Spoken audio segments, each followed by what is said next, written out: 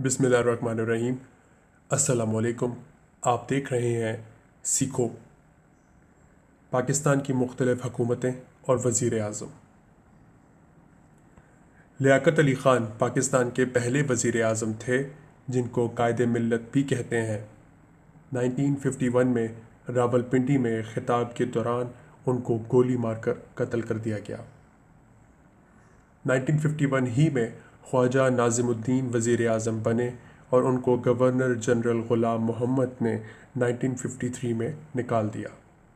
Governor general کے پاس یہ اختیار ہوتا تھا کہ وہ وزیر اعظم کو ہٹا سکتا تھا۔ یہ اس لیے ہوا کیونکہ اس وقت لاہور میں کافی احتجاج ہو رہے تھے اور بنگالی زبان کے لیے تحریک چل رہی تھی۔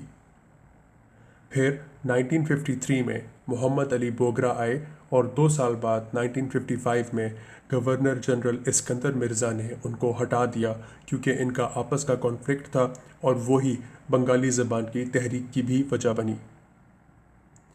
ان کے بعد چودھری محمد علی کو وزیر اعظم بنایا گیا، لیکن 1956 میں ان کے خلاف نو کانفیڈنس موشن آ گیا اور انہوں نے استعفیٰ دے دیا۔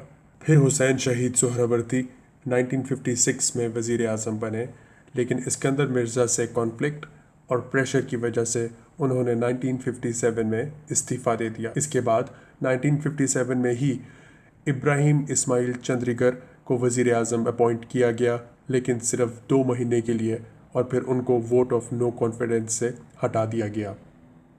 اس کے بعد اسی سال 1957 میں فیروز خان نون آئے اور ان کو 1958 میں مارشل لاء کے ذریعے اسکندر مرزا نے ہٹا دیا، اور پھر 20 دن بعد ان کو خود جنرل ایوب خان نے ہٹا دیا۔ 1958 میں ایوب خان صدر بن گئے اور ان کا دور 1969 تک چلتا رہا، جب انہوں نے پبلک پریشر اور احتجاج کو دیکھتے ہوئے استعفیٰ دے دیا۔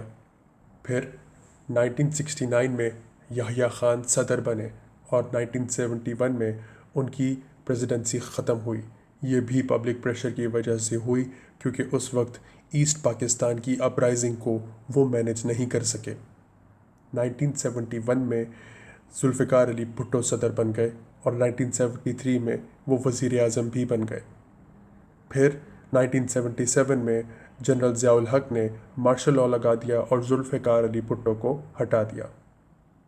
پھر 1978 میں جنرل ضیاء الحق مارشل لاء کے ذریعے ہیڈ آف اسٹیٹ بن گئے اور اس دوران انہوں نے 1985 میں محمد خان جنیجو کو وزیر اعظم بنایا، لیکن 1988 میں ان کو ڈسمس بھی کر دیا۔ General Zia ul Haq head of state 1988 تک رہے جب ان کا پلین کریش ہوا اور ان کا انتقال ہو گیا۔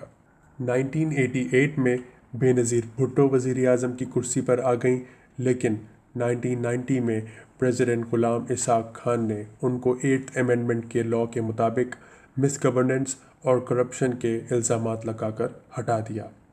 پھر 1990 میں نواز شریف وزیر اعظم بنے، لیکن ان کا پریزیڈنٹ غلام اسحاق خان کے ساتھ اتھارٹی پر مسئلہ رہنے لگا اور اسٹیبلشمنٹ سے بھی پریشر آیا، جس کی وجہ سے ان کو 1993 میں استعفیٰ دینا پڑا۔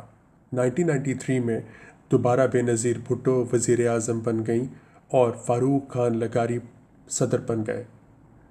ان دونوں کے آپس میں مسائل ہو گئے اور فاروق لغاری کو اسٹیبلشمنٹ کی بھی سپورٹ حاصل تھی۔ انہوں نے 1996 میں 8th امینڈمنٹ کا استعمال کرتے ہوئے دوبارہ بے نظیر بھٹو کی حکومت کو ختم کر دیا۔ پھر دوبارہ 1996 میں نواز شریف آ گئے اور 1999 میں جنرل پرویز مشرف نے ان کے خلاف کو کر دی اور مارشل لاء لگا دیا۔